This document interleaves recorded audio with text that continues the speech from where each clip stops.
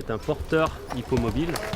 Donc c'est un engin qui est conçu pour intervenir dans des milieux, des espaces naturels sensibles, là où des engins mécaniques plus lourds pourraient marquer les sols et donc dégrader le milieu. L'avantage de cet appareil, c'est sa légèreté et sa maniabilité. Il est tracté par 2 chevaux qui, eux, justement, ont la faculté de ne pas créer d'orniérage et donc toujours pour protéger les sols dans les milieux sensibles. On a une capacité de chargement d'environ 4 à 6 terres. Le chargement et le déchargement s'opèrent avec une grue hydraulique. Donc la grue ne sert que pour le chargement et déchargement. Donc le moteur n'est allumé que pour ces phases-là.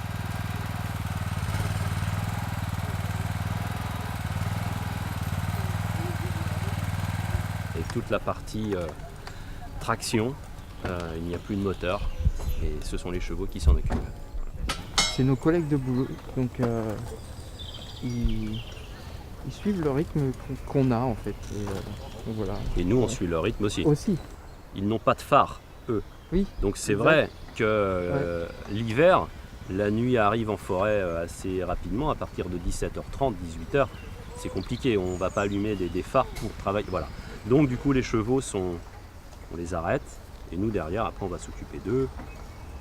Je pense que ce qui est important dans la bientraitance animale, c'est qu'il faut garder en tête que ce sont des chevaux, ce ne sont pas des humains, donc ils ont des besoins de chevaux.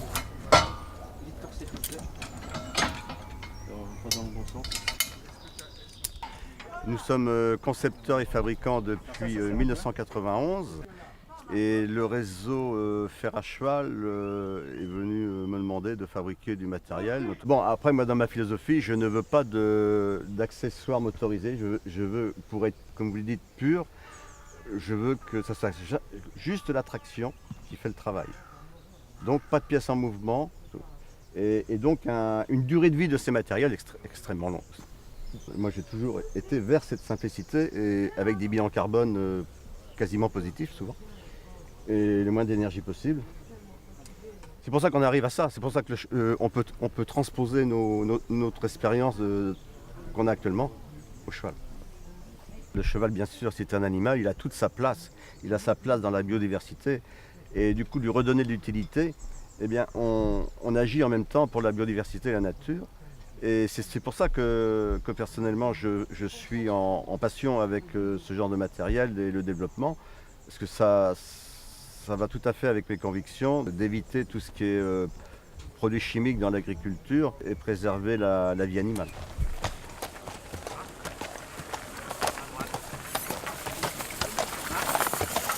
C'est une machine, c'est un désherbeur mécanique qui sert à désherber les aires stabilisées, genre allées, des cours, des parkings.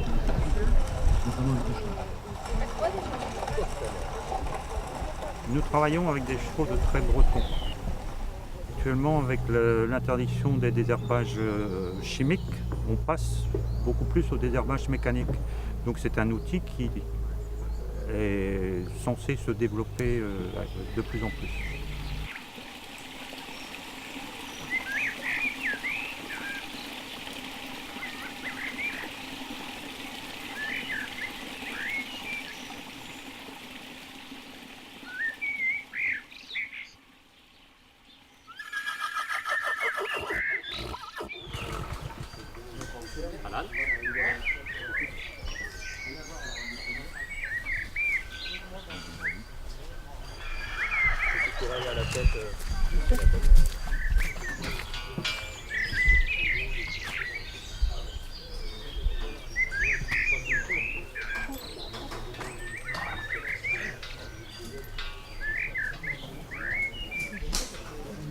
Donc je suis paysan maraîcher et comportementaliste équin.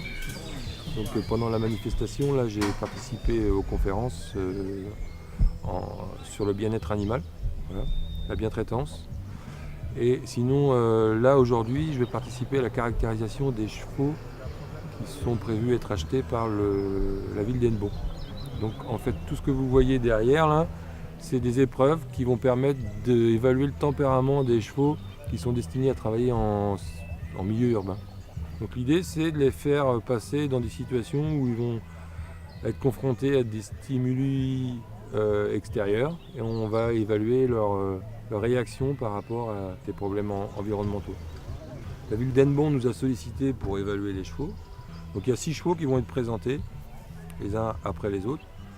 Donc attelés sur cette voiture là qu'on appelle un avant-train. Ils vont faire le parcours et pendant ce parcours on va évaluer leur comportement, leur qualité, à réaliser le travail qu'on va leur demander en ville. On part sur deux tests, la soudaineté. Il va y avoir quelqu'un qui va ouvrir une porte au moment où le cheval passe la porte de voiture, ce qui est des choses que les chevaux peuvent rencontrer en ville. Et deuxième test, c'est la nouveauté. Donc on va évaluer comment le cheval réagit à cet objet nouveau. Alors il y a ça et après il y a des tests d'éducation aussi. Il y a un meneur neutre en fait qui ne connaît pas les chevaux, qui va être un peu le pilote d'essai. L'idée c'est qu'il n'y ait pas de biais lié à l'expérience. Voilà. Ce qui nous intéresse c'est la nature intrinsèque du cheval et son éducation propre. On parle souvent de bien-être, mais le bien-être, voilà, c'est difficile à évaluer chez l'animal parce qu'il faudrait que ce soit lui qui l'évalue. Le mot bien-traitance, il est important parce que ça sous-entend une responsabilité qu'on a envers l'animal.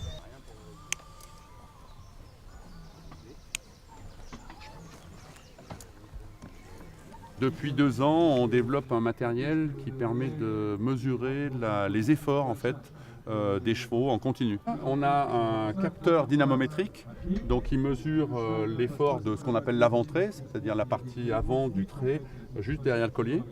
Ce capteur envoie ses données à un boîtier master et ensuite le boîtier master va transmettre par un système radio à un récepteur qu'on peut avoir au poignet. Alors l'intérêt c'est de mieux percevoir les efforts que fait le cheval et surtout la variation de ces efforts en fonction de la pente, en fonction des outils qu'on va utiliser, par exemple des outils aratoires en agriculture, en fonction de l'état du sol, en fonction des techniques qui vont être utilisées. Et ben, l'effort va changer et c'est souvent difficile, même pour un bon meneur, d'estimer précisément ces différences. C'est l'objectif en fait, c'est que le meneur prenne conscience à quel moment on a des variations d'effort, éventuellement à quel moment le cheval est dans ce qu'on appelle dans la zone rouge, c'est-à-dire qu'il dépasse 100 kg d'effort, et puis ensuite d'adapter par exemple sa façon de mener au niveau des démarrages, d'avoir un menage plus souple, ou de choisir un itinéraire en forêt qui va être un itinéraire moins pentu. Là, on en a parlé ces jours, par exemple dans des collectes de déchets, et bien d'adapter le déplacement du véhicule dans la ville de façon à ce qu'on ait des efforts minimums, c'est-à-dire qu'on monte à vide pour redescendre en charge plutôt que l'inverse. En fait, ce qui nous intéresse, c'est que chaque utilisateur, il a une situation d'utilisation qui lui est propre. Et donc, c'est avec ses outils, avec ses chevaux, qu'il faut qu'il ait des données.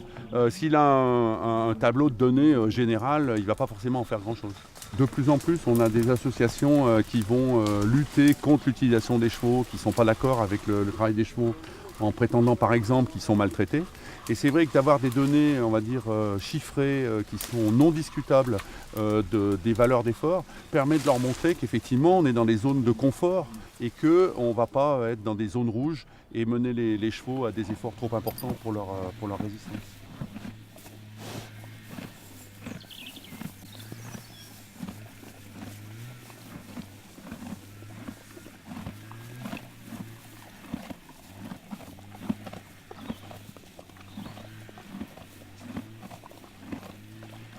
Je suis un ancien industriel dans le monde du posage, de la mesure, et à ma retraite, on va dire, j'avais la passion des chevaux depuis longtemps. J'ai décidé de fabriquer des voitures à assistance électrique. C'est très complexe de faire de l'assistance sur une voiture hippomobile, parce qu'un des grands principes, il faut conserver la traction du cheval, il faut que le cheval continue de travailler, et il faut juste l'aider dans des moments difficiles. D'où là le programme que l'on a mis au point, c'est de dire par rapport au cheval, par rapport au terrain, par rapport à la charge, on peut programmer la force du cheval à laquelle on veut le faire travailler. Cette voiture peut fonctionner avec 1 ou 2 chevaux, mais du fait de la puissance de l'assistance, quand c'est nécessaire, un seul cheval va suffire. D'où le but de l'assistance électrique. Ça nous permet dans les villes notamment d'avoir des voitures avec des citernes à eau de 1000 litres ou 1500 litres. Les rues dans certaines villes sont petites, pas faciles d'accès, et de faire tout ce travail avec un seul cheval. De présenter et puis de présenter son cheval que je crois reconnaître, qui s'appelle Ulysse. Si tu as 2-3 mots à dire, Eric. Le bien-être, c'est un souci du quotidien. C'est quasi une évidence, quoi. Ça démarre dans les soins du quotidien, l'alimentation, veiller à la bonne santé. Et puis après, en termes d'utilisation, avoir la capacité à bien préparer les chevaux physiquement pour l'effort qu'on leur demande.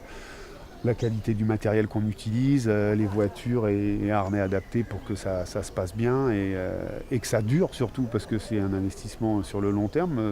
Mettre des chevaux, c'est du temps et quand ça se passe bien, on a envie que ça dure le plus longtemps possible. Donc c'est vraiment, pour nous qui sommes utilisateurs au quotidien, c'est vraiment un souci de tous les jours, quoi, de veiller à ça. Un cheval est en mesure de distinguer un individu bienveillant, bien traitant d'une personne négligente, voire malveillante. Un cheval qui mord, un cheval qui tape, un cheval qui botte, ça va être une défense face à une agression lorsqu'il n'a pas la possibilité de fuir. Dans le travail, un cheval qui va toujours précipiter son allure, qu'il va falloir retenir avec excès, notamment par le biais de la main, c'est signe d'un inconfort, voire d'un mauvais traitement. Et le cheval va mettre en place ce pourquoi il est taillé, même si les chevaux de trait sont plus musculeux, c'est la fuite en avant. Les chevaux nous voient arriver de loin avec nos gros sabots, si je peux dire, lorsqu'on a le licol sur l'épaule ou pas, pour aller les chercher pour travailler ou simplement leur faire une petite caresse au pré, passer un bon moment avec eux. Ils vont tout de suite voir notre attitude. Ils vont être en mesure de déceler ce qu'on a derrière la tête. Et le premier signe, c'est de savoir si le cheval nous tourne le dos en couchant un peu les oreilles ou s'il vient vers nous de lui-même. Ça, c'est une des choses les plus parlantes sur la relation et comment dire, son ressenti avec nous. On n'est pas à l'abri, oui, d'avoir des gestes de main qui sont plus durs, un comportement agacé qui va générer du stress tout simplement, sans parler de maltraitance physique ou de signes extérieurs. Notre comportement peut générer un stress sur les chevaux comme sur nos collègues. Et ça, je ne vais pas dire que c'est inévitable, mais ça arrive à nous de travailler là-dessus. Oui.